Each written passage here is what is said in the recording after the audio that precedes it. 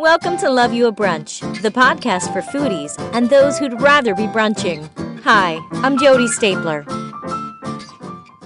I am speaking to Amy Kimoto Kahn. She is a cookbook author, a food blogger, a teacher of Asian-inspired cooking, and a fourth-generation Japanese American. We spoke 2016, yes. And I'm so glad to be catching up with you. So much has happened. Welcome. Thank you. Glad to be here. Yes. So your first cookbook that we spoke about in 2016 was Simply Ramen or Simply Ramen. Mm-hmm. And it was an awesome cookbook, changed a lot of people's lives from eating those little tiny packets to making their own at home. And this cookbook is Simply Hot Pots. Yes. And I do want to get into that. But first, let's find out what's going on because you have moved. You are now living in Boulder, Colorado. Yes. You were living in California last time I spoke to you. So what led to the move and how's it going? Well, we just decided, my husband and I, that we wanted just a change of lifestyle, a slower pace of life. And we were living in Marin County in Northern California. So it's a very expensive area to live in. And we just thought, why don't we move to Boulder? We had both lived in Boulder before. Before we had kids, we actually lived here for a little while. And my mom was raised in Boulder when she was younger, before the war and after the war. So we decided that it would be a great place to come back to, and we could get more value for our money in a house. And we found an area that has great schools. And so we just made the move, and it's been a great lifestyle change. We've really enjoyed it so far, but we still miss our Perfect. Yeah. Yeah. Yeah. I bet your kids love it. Our kids love it. They initially were really excited about the snow because, we didn't see it that much in California. And right. So we were the one family during the first big snowstorm that was like outside in our backyard playing with the snow and making snowmen. And meanwhile, the trees had fallen into our yard and we were like, we don't know what to do, but we have snow, so we'll keep playing. Yeah. Oh, awesome. So Yes. How long have you guys been there? We have been here since last July. So Okay. Yeah. Okay. Very nice. So you have really been progressing in this food world that you started in years ago, of course, with your blog first, Easy Peasy Japanesey. And tell us a little bit about that.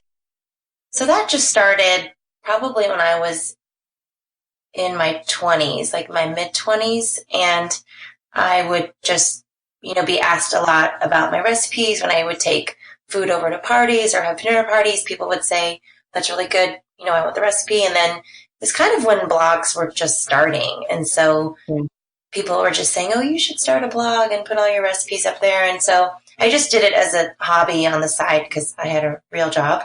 And that's kind of how it started. So a lot of the recipes on there stem back from a long time ago. I need to probably update them. But that was just kind of my platform originally. And then when I wrote the book, I was able to put my recipes from that into the blog. And now I use it quite a bit to just give people more instruction in social media and direct them to my recipes and other things too. Like, if I'm throwing a party and I have a good idea, or it doesn't have to be a recipe that's from my cookbooks. It's just from life and living and eating. Yeah, yeah. Well, I know when the last time we spoke, you had told me that how important it was to get like a rice cooker and things like that. So I have to tell you, I did go out and get it because you told me to, and it really has made a huge difference in our rice and how easy it is to make. Yeah. Yeah. So thank you for that. Oh, you're My welcome. children, thank you. Good.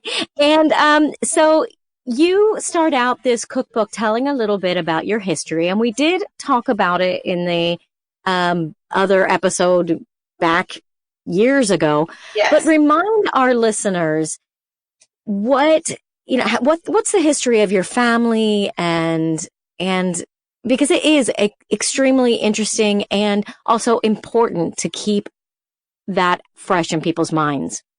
Yeah, and I think just given our current political Oof.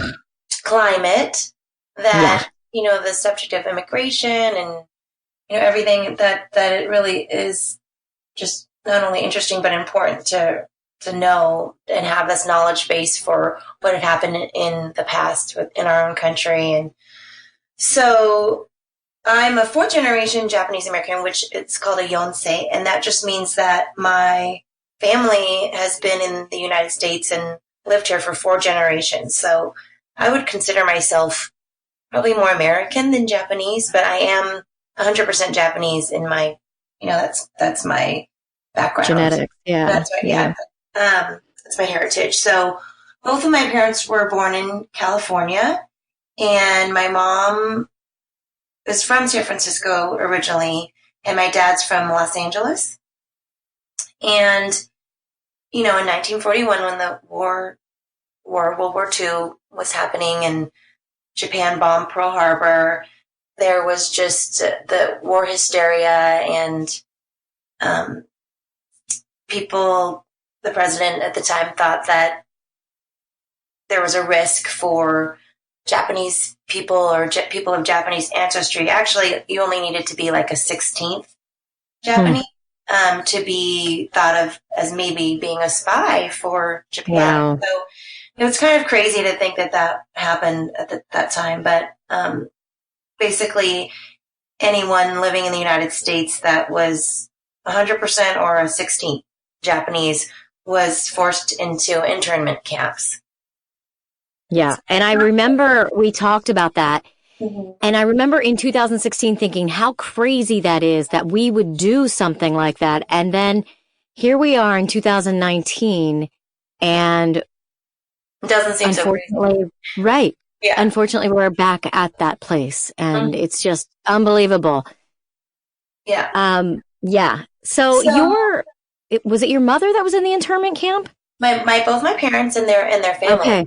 Separate families. Wow. So they were really young. My mom and dad were young, but their entire families were forced into the camps. And I think what's more interesting is that it's like still not part of our core curriculum today. Yeah. And it's not really talked about that much. I don't remember really expanding on it even when I was in high school. I think it's an embarrassment, and I think that it's just not something that I do know, like my daughter's teacher at her school in Mill Valley made it a point to talk about, which I think was great. But that's what teachers need to do these days, is kind of take it upon themselves to do. Absolutely. Yeah, so both my parents and their families were given 10 days to pack and could only take what they could carry and leave their homes.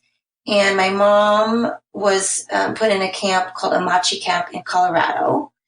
And so, after that happened, they were friends, they had all kinds of friends. But then, what war hysteria does and racism, people would throw rocks at her and her sister and her brother, and they'd call them Japs and, racial slurs and everything. My grandmother went to work as a seamstress, and my grandfather eventually went to work for the same Japanese import-export business he had before the war. So that's what they did after. But, they came back after the war, and money was tight, obviously. They grew vegetables in their garden, and my mom and her sister, learned how to cook, and they made fried rice a lot, which is kind of like a Japanese dish made out of leftovers.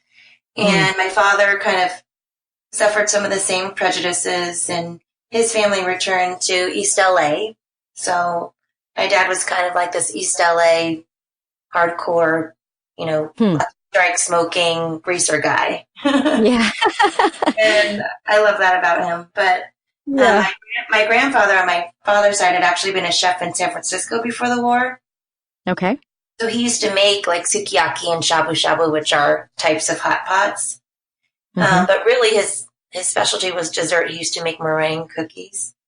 And meanwhile, they both went to school. They both went to USC. And for undergrad and graduate school, my father went to pharmacy school and my mom went to dental hygiene school.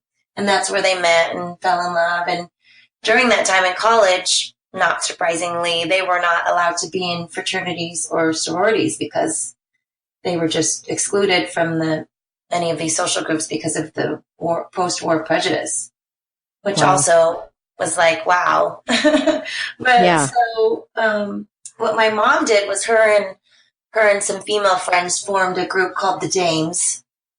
Mm. And it was kind of like their own sorority. And, they cooked together. After college, they got married and had kids, and they continued kind of their love of cooking. And I feel like they were really the Martha Stewarts before Martha Stewart was big. And I remember them having these big gourmet parties and showing me what sorbet was for the first time. That it's kind of like a palate cleanser in between courses. Yeah. And they'd be very elaborate. They would have a theme. They weren't always Japanese. They were just gourmet.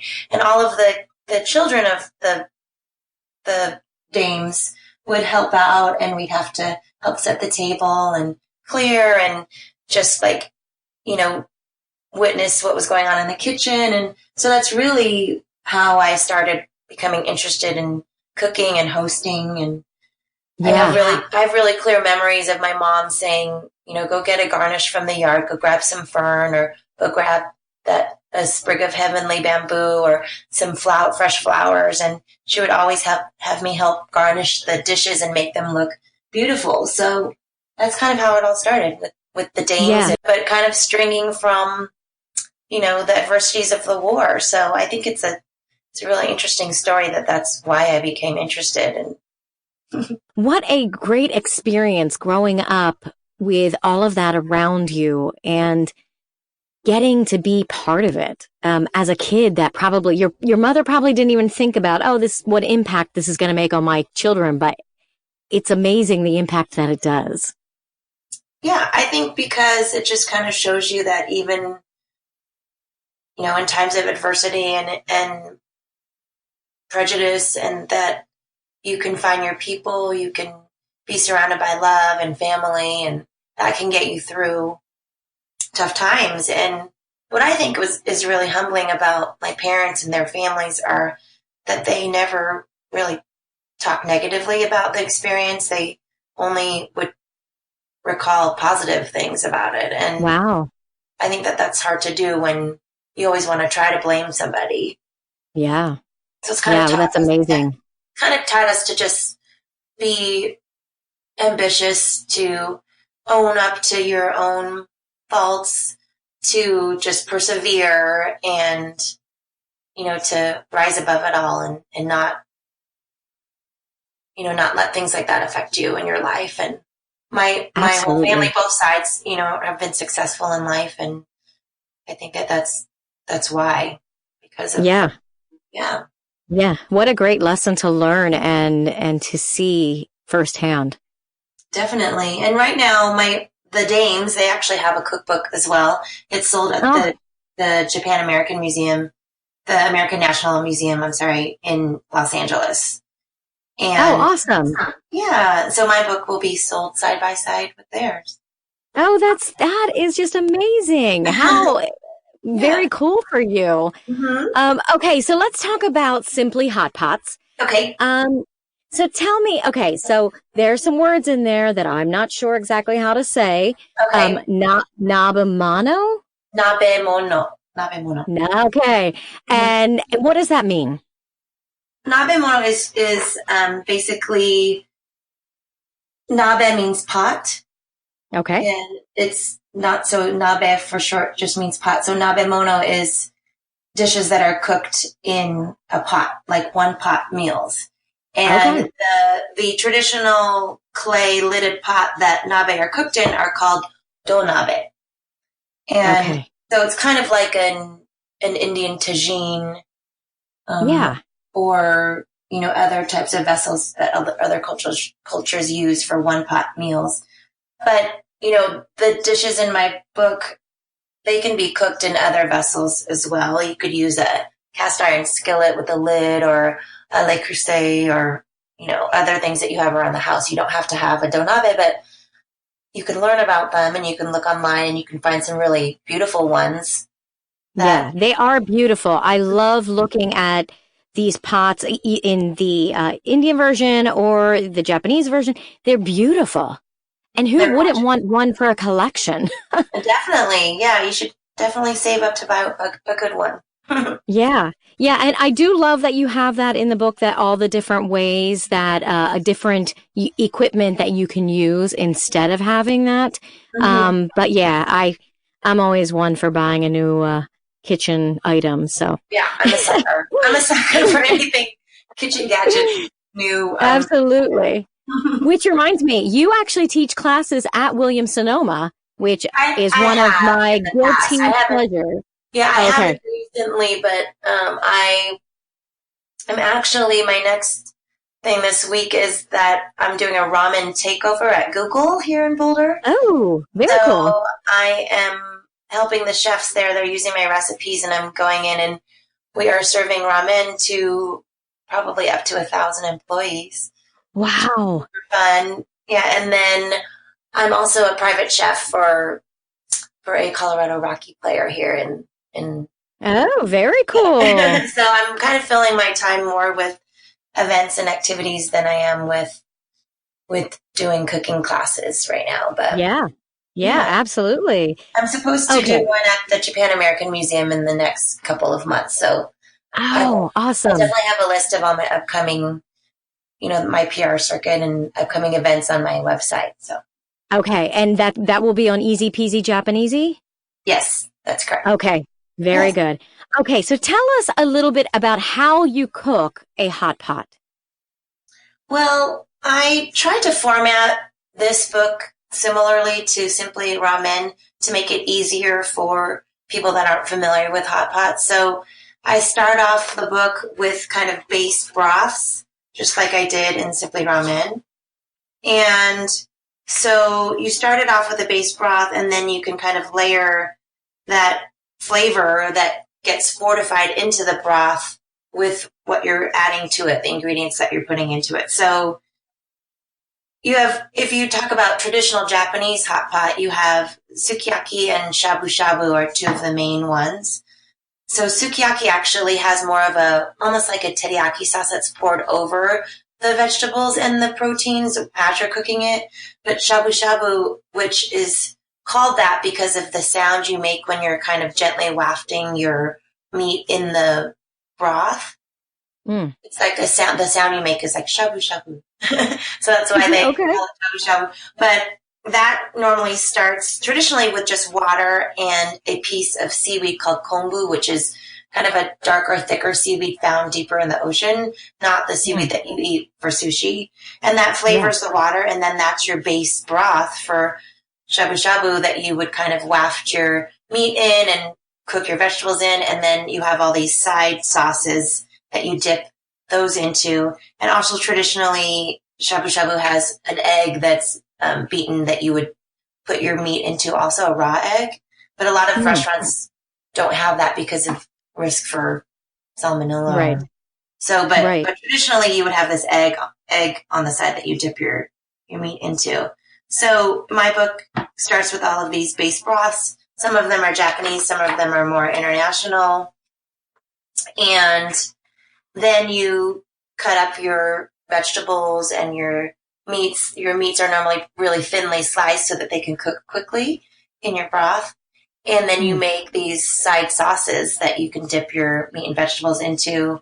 And then a lot of times, what traditionally in Japanese it's called a shime, which is the end of meal. And this is like after all of the meat and the vegetables have been dipped into the sauce and you have kind of this leftover sauce, you then can cook noodles in this sauce and kind of marinate the noodles and cook the noodles in the sauce. And then that signifies kind of the end of your hot pot meal and really puts you over the top as far as if you're full, you're really going Yeah. to be full now. Yeah. Yeah. And yeah, and so that's just kind of the method for cooking any hot pot. And what you need for any hot pot is just like a base broth, cut up vegetables and protein sauces, and your noodles to end.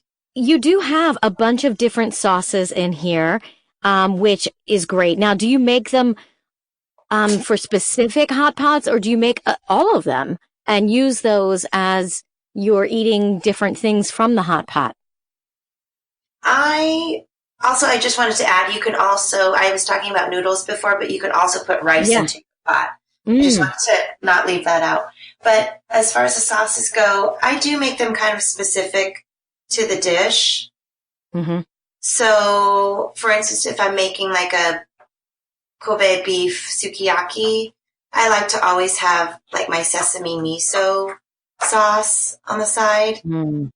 For my Kobe beef Wagyu beef sukiyaki, I normally like to have a ponzu sauce and a sesame miso sauce. And those are really Mm. traditional, along with the beaten egg. But it just kind of varies according to the dish. If you have something that's more mellow, like just a vegetarian hot pot, then maybe you could do things that are a little more spicy, like a sweet and sour Layu chili sauce.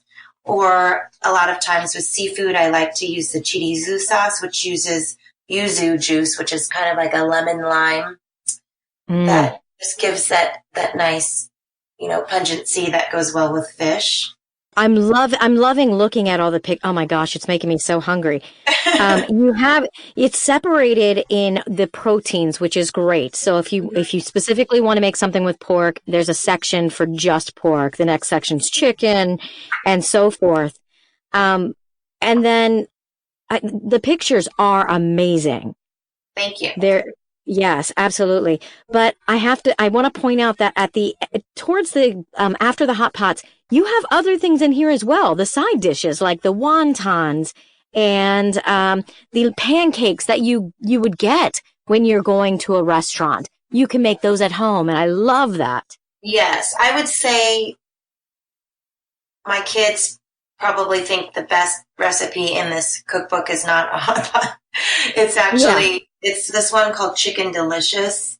And it's Mm. kind of like an elevated chicken nugget, but it's covered with panko, the breadcrumbs, Yeah. and it's deep fried. Oh, it's amazing looking, and I can Yeah, imagine that children would love it. they think it's delicious and they'll eat, 20 pieces in one sitting. So that's Yeah. probably one of their favorite dishes. And then another one, dessert wise, they really like the strawberry rose mochi. And I think that Mm. my daughters just love that it's pink, but it's really a great dish because you can make it in your microwave. You actually make the mochi Wow. in Okay. the microwave. And I'm sorry, I'm getting That's little. okay. Let me just close that out. Um, and so they love that because it's pink and made with rose petals, and they just think it's so Yeah. fun, Yeah. tasty. Well, also the coconut matcha custard with berries. It sounds so refreshing. Yes, that is. I actually had experimented with that one for a dinner party that I was throwing, where I was making ramen for about 20 people. And Mm. that one turned out great just because it's actually really healthy. It's just made with, matcha powder and coconut milk and gelatin and maple syrup and vanilla. And that one is impressive as well just because of the nice tint it has, and it's just really smooth. And so that's probably, as an adult favorite, that's probably mine. Right. Yes. So now if someone picks up your cookbook and they've never made anything like this before, what would you say would be their first one that they should try? I would say to do the Kobe beef sukiyaki because you're not really making a complicated base broth. You're actually Okay. making kind of like a sukiyaki sauce. And the sauce is really almost like a teriyaki sauce. So they'll be familiar with the flavor, and it's not something that they'll have to labor over for that long before they serve. It's probably the quickest to prepare. And really, you can choose any vegetables that are in season or ready to, or that are favored by your own family or guests. And you don't have to have Wagyu beef. You can have another cut of beef, like Angus beef. And you can oftentimes have your butcher slice it really thinly. If a lot of the Asian markets that you can go to have already super thinly sliced frozen beef that you could just pick up and take. So Yeah. I would say that's probably the one to start with. And it's very traditional. It's very Japanese. So Yeah. it's probably my kid's favorite hot pot or my family's favorite hot pot. Okay. Yes. Okay. Yeah. Your book was just released today on February 5th, so it is available for Valentine's Day. It is. So this would be a perfect thing for, and I'm going to say the men, because women usually are the ones cooking all the time. So I would love it if my husband would get this book and make me a full meal from something like this. If they were going to do that, what would you say would be the best meals to make? Like all the way to dessert. Yeah, I aside from the sukiyaki that I just mentioned, I would say what other ones are pretty. I mean, if they're avid cooks, the Mongolian hot pot is just very impressive to look at. I would do that one. If it depends on what their wife or girlfriend likes. If they like Thai and they like curries, I have a Thai chicken coconut curry hot pot. That's really great. If they like seafood, then they could do a shabu-shabu with tuna, like an ahi tuna shabu-shabu I have. If they like meat and seafood, there's a very traditional hot pot called the chanko nabe, which is a sumo wrestler hot pot. And that has seafood and kind of like a meatball, a really savory meatball in it. So I would just say, as far as ones that are really impressive to look at and colorful, there's also a crab leg with the spicy tonkotsu, which is that looks amazing. Yeah, the bone broth nabe. That's very, very tasty, and the broth itself is kind of something that you'd want to slurp up afterwards. But if they're beginner cooks, I would say start with that sukiyaki or do a shabu-shabu, because shabu-shabu broth is just, in my recipe, chicken broth and this piece of seaweed called kombu. Or they could just do water and kombu, and then their broth is done. And then they just have to do the cutting of the vegetables and the meat, find the meat thinly sliced. Most major cities have a bigger Asian market that they could go to, and it'd be fun for them to just, walk around and look and see what's in season. And a lot of times they'll have really delicious, like baby bok choy or other seasonal vegetables that you wouldn't find in another grocery store. And dessert-wise, I mean, the chocolate mochi cake, because all women love chocolate, and this cake is just divine. And I actually there's not a picture of it in the cookbook, but I actually have that recipe up on my website that's with some pictures, and it's so delicious. It's just dense and chocolatey and kind of sticks to your fork, and it's... Yeah, and how impressive would this be for a woman to come home to this meal? I mean, that would be so impressive. It would be. So guys, go get this book. And it's on Amazon, so it could come to your house in 2 days. And it's also on all of the other websites as well, and Barnes and Noble, and there's a Japanese website called Kinokuniya, and it's widely available. I think it's available in brick and mortar stores now as well. So very good. Well, and even if it's not, like, they don't find it there, they can go up and ask for it, and it can be ordered in. So definitely, for those who don't like to shop online, that's what you can do. Right. If you want to look and feel it first, you can do that. Yeah. Yeah, absolutely. Well, the recipes look amazing. I cannot wait to try them. Hot pots are already like one of my favorite things to eat. It is very comforting, especially in this winter season. It's a perfect time for you to let this book out. And I can't wait to try it, especially with my older boy.